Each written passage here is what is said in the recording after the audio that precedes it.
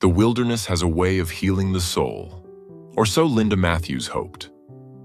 Alone in a remote Montana cabin, her life felt as barren as the snow-covered forest beyond her window. A recent divorce, the loss of her beloved dog, and the whispers of an empty home left her questioning her place in the world. But then, on a cold December day, a faint, desperate cry broke the silence of the woods. Following the sound, Linda stumbled upon something extraordinary. A young, injured bobcat trapped and helpless. The golden eyes that locked onto hers carried a mix of fear, hope, and something deeper. What began as an act of compassion turned into a journey neither of them could have imagined. Because sometimes, the most powerful connections aren't the ones we seek. They're the ones that find us. This is the story of survival, transformation, and a bond that crossed the line between human and wild. And what happened 2 years later would change everything Linda thought she knew about love and second chances. The November wind whistled through the bare branches, carrying with it the last remnants of autumn's golden leaves. Linda Matthews stood at her cabin window, watching as nature prepared itself for another Montana winter. At 52, she had thought her life would be different, filled with the laughter of grandchildren, perhaps, or at least the comfort of a decades-long marriage. Instead, here she was, starting over in a remote cabin 20 miles outside of Whitefish, Montana, with only the whispers of the forest to keep her company. 3 months had passed since she'd signed the divorce papers, ending her 28-year marriage to Richard. The ink had barely dried when she discovered he'd already moved in with Sarah, his 35-year-old dental hygienist. The betrayal still stung, but not as much as losing Max, their elderly golden retriever, who had passed away just weeks after the divorce was finalized. It felt like the universe was determined to strip away every comfort she had ever known. The cabin had been an impulse purchase, funded by her portion of the divorce settlement. Her children, both grown and living on opposite coasts, thought she'd lost her mind. Maybe she had. But after 3 decades of being somebody's wife, somebody's mother, somebody's dental office manager, Linda craved the silence that only wilderness could provide. She'd found work at the local library in Whitefish, a part-time position that allowed her to spend 3 days a week surrounded by books and quiet conversations. The other 4 days, she spent exploring the forests around her cabin, learning the rhythms of the wilderness, and slowly, painfully, rediscovering who Linda Matthews was when she stood alone. It was during one of these solitary walks in early December that she first heard the sound. A weak, pitiful cry that seemed out of place among the usual forest chorus. Linda paused, her hiking boots crunching in the light dusting of snow as she tried to locate the source of the distress. The cry came again, leading her off the familiar trail and into a dense thicket of pine and spruce. There, huddled beneath a fallen log, lay a young bobcat. It couldn't have been more than a few months old, its spotted fur still carrying the fuzzy softness of kittenhood. One of its back legs was caught in what appeared to be an illegal trap, the metal teeth biting cruelly into flesh. Linda's heart clenched. She had seen bobcats before, always from a distance, always wild and proud. But this one's eyes, large and golden, met hers with a mix of fear and desperate hope that transcended species. "Oh, sweetheart," she whispered, slowly kneeling in the snow. "What happened to you?" The rational part of her brain screamed that this was dangerous. Even a young bobcat could inflict serious damage. She should call the wildlife authorities, wait for professionals. But the temperature was dropping rapidly, and the sun would set in a few hours. By the time help arrived, the kitten might not survive the cold. Drawing on years of experience handling difficult cats at the local shelter where she volunteered, Linda removed her thick wool scarf and carefully approached the trapped animal. The bobcat kitten watched her, too weak to fight, but still alert enough to track her movements. "I'm going to help you," she said softly, using the same soothing tone she'd once used with Max during thunderstorms. "But you have to trust me, just a little." It took nearly an hour of patient maneuvering, but Linda managed to wrap the scarf around the bobcat's head, keeping those sharp teeth safely contained while she worked on the trap. Her fingers grew numb with cold as she struggled with the mechanism, but finally, mercifully, it released its grip. The leg was badly injured, but not broken, a miracle considering the brutality of the trap. The bobcat, however, was severely dehydrated and thin, suggesting it had been trapped for at least a day or two. "You're coming home with me?" Linda decided, knowing it was probably insane but unable to leave the creature to its fate.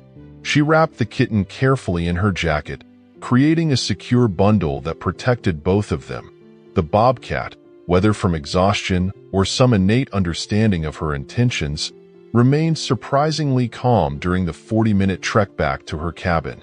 Once home, Linda converted her mudroom into a makeshift recovery ward, laying down old blankets and setting up a litter box with sand from her garden. She used her first aid kit to clean and dress the wound, grateful for the wilderness first aid course she'd taken when she first moved to Montana. "You need a name," she told the bobcat as she finished bandaging its leg. The kitten had remained remarkably stoic throughout the procedure, watching her with those intelligent golden eyes. "How about Sam? It suits you. Strong but gentle." That first night, Linda barely slept, checking on Sam every few hours. She offered water and small pieces of the chicken she'd planned for dinner, which he accepted cautiously. By morning, she had already fallen in love with his fierce spirit and gentle demeanor. The next few weeks passed in a blur of veterinary research, careful feeding schedules, and wound care. Linda found herself grateful for the internet connection she'd insisted on having installed, spending hours researching bobcat rehabilitation and proper wildlife care. She knew what she was doing wasn't exactly legal. Private citizens weren't supposed to keep wildlife without proper permits, but she couldn't bring herself to turn Sam over to authorities just yet, not while he was still so vulnerable. As December melted into January, Sam's leg healed remarkably well. He graduated from the mudroom to having free reign of the cabin's enclosed back porch, where Linda had created an environment that would help him maintain his wild instincts while recovering. She made sure to minimize direct contact, though her heart ached each time she had to resist the urge to pet him or offer comfort beyond what was necessary for his care. It was during this time that Linda began to notice something extraordinary about Sam. Unlike most wild animals, who typically remain defensive and distant even in captivity, Sam showed an unusual level of intelligence and awareness in his interactions with her. He would watch her through the porch windows as she went about her daily routines, his head tilting curiously when she talked to herself, a habit she developed during her months of solitude. One particularly cold night in February, Linda woke to the sound of something scratching at her bedroom window.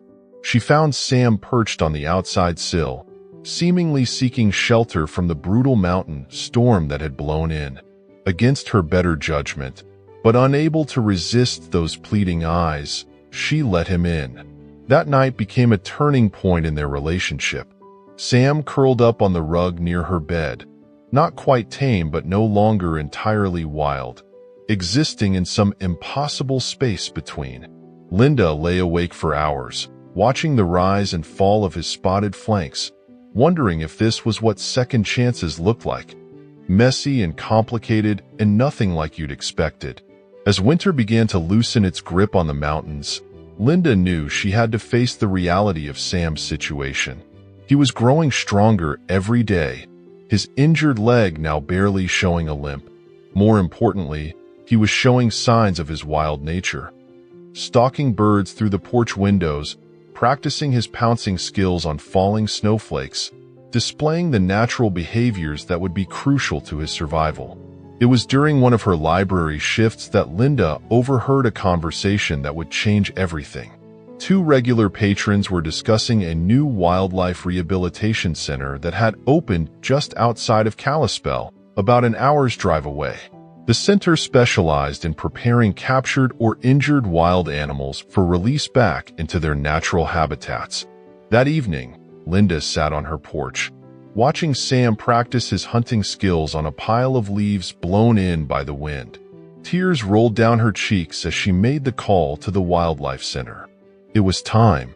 Sam deserved a chance at a real life, not this in-between existence she created for him. The wildlife officers who came to collect Sam were kind but firm. They explained the protocols for rehabilitation and release, assuring Linda that they would do everything possible to ensure Sam's successful return to the wild. As they carefully loaded his transport cage into their truck, Linda felt as though her heart was being torn from her chest all over again. "You did the right thing," Officer Sarah Jensen told her, placing a comforting hand on her shoulder. "He's young enough that he hasn't lost his wild instincts. We'll make sure he knows how to hunt and survive before we release him." The next few months were harder than Linda had anticipated. She threw herself into her library work, took up hiking again, and tried to fill the Sam-shaped hole in her life with new routines. She followed the rehabilitation center's updates religiously, learning that Sam had successfully completed their program and had been released in a protected area about 15 miles from her cabin. Life went on. Linda planted a garden that spring, started a book club at the library, and slowly began to feel less like a woman who had lost everything and more like someone who was building something new. She still missed Sam fiercely, but she took comfort in knowing he was where he belonged, living the life he was meant to live. Then, one morning in early summer, nearly 2 years after she'd first found Sam in that trap, Linda stepped onto her porch to water her hanging baskets and found a freshly killed rabbit placed carefully by her door. At first, she assumed it was the work of one of the many predators that roamed the area. But something about the deliberate placement, the way it seemed more like an offering than a dropped kill, made her heart race.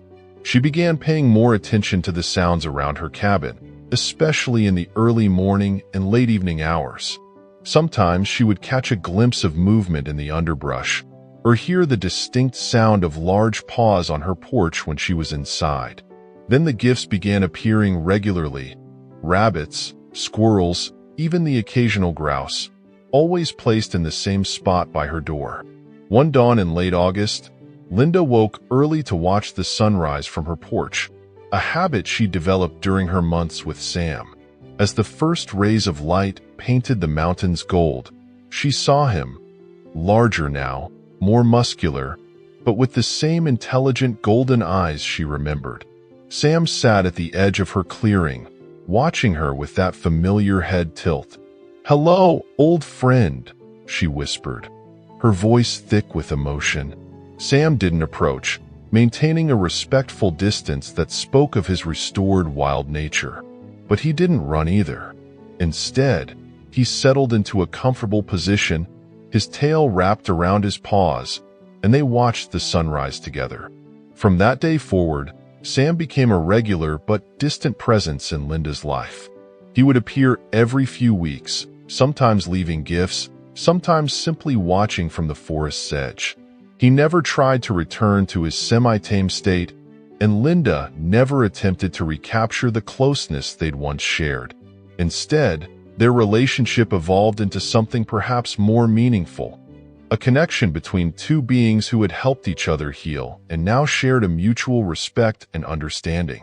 Word of Linda and Sam's unique relationship began to spread through the small community. At first, some were skeptical, even concerned about having a wild bobcat regularly visiting a residential area, albeit a remote one. But as time passed and Sam showed no aggression toward humans, their story became something of a local legend. Linda's children, who had once worried about their mother's isolation, now visited more frequently, drawn by the possibility of catching a glimpse of the famous bobcat. Her daughter Emma, an environmental lawyer in Seattle, was particularly moved by the story and began working on legislation to ban the type of trap that had nearly killed Sam. The library where Linda worked started a successful children's reading program called Sam's Story Hour, where Linda would share tales of wildlife and conservation with young readers. She never embellished her story with Sam. The truth was remarkable enough on its own. Instead, she used their experience to teach children about respecting wildlife and the importance of maintaining appropriate boundaries with wild animals. 5 years after finding Sam in that trap, Linda sat at her computer, putting the finishing touches on a children's book she'd written about their story. The manuscript, The Bobcat Who Came Back, had already attracted interest from several publishers. Linda planned to donate a portion of any proceeds to the Wildlife Rehabilitation Center that had helped prepare Sam for his return to the wild. That evening, as the sun set behind the mountains, Linda heard the familiar sound of paws on her porch. She moved quietly to the window and saw Sam depositing his latest gift, a plump rabbit. He looked up, meeting her eyes through the glass, and Linda felt the same connection she'd experienced that first day in the woods. "Thank you," she whispered, though she knew he couldn't hear her through the window. She wasn't just thanking him for the rabbit, she was thanking him for everything. For trusting her when he was injured, for giving her purpose when she needed it most, and for showing her that love doesn't always look the way we expect it to. Sam flicked his ears in acknowledgement, then melted back into the gathering darkness. Linda watched the space where he had been, thinking about the strange paths life sometimes leads us down. Her divorce, which had once seemed like the end of everything, had actually been the beginning of something extraordinary. Her decision to move to this remote cabin, which her friends and family had questioned, had led her to a relationship that changed not only her life but the lives of others through the ripple effects of their story. As she prepared for bed that night, Linda thought about how far she'd come from that lonely woman who had first moved to the cabin. She was still alone in many ways, but she no longer felt lonely. Her life was rich with purpose, filled with the joy of sharing her story, the satisfaction of her work at the library, and the peaceful knowledge that somewhere out in the darkness, a wild bobcat remembered her kindness and chose to return it in his own way. The next morning, Linda would remove Sam's latest gift and place it far from the cabin, as she always did, maintaining the delicate balance between their worlds. She would go about her day, perhaps work on her book, or prepare for the next children's reading hour. And she would keep an eye on the forest's edge, knowing that while Sam might not appear again for weeks or even months, their connection remained unbroken. Their story had become more than just a tale of a woman who nursed a bobcat back to health. It was a testament to the healing power of unexpected connections, the importance of knowing when to hold on and when to let go, and the beautiful truth that love, in all its forms, has the power to transform lives in ways we never could have imagined. As the moon rose over the Montana mountains, casting silver light through the trees, Linda smiled, feeling at peace with her place in the world. Sometimes, she realized, the greatest gifts come not from getting what we think we want, but from being open to what life brings us instead. For her, that gift had come in the form of a wounded bobcat who taught her that second chances often arrive in the most unexpected packages, and that the truest form of love sometimes means letting go, only to discover that what returns is even more precious than what was lost.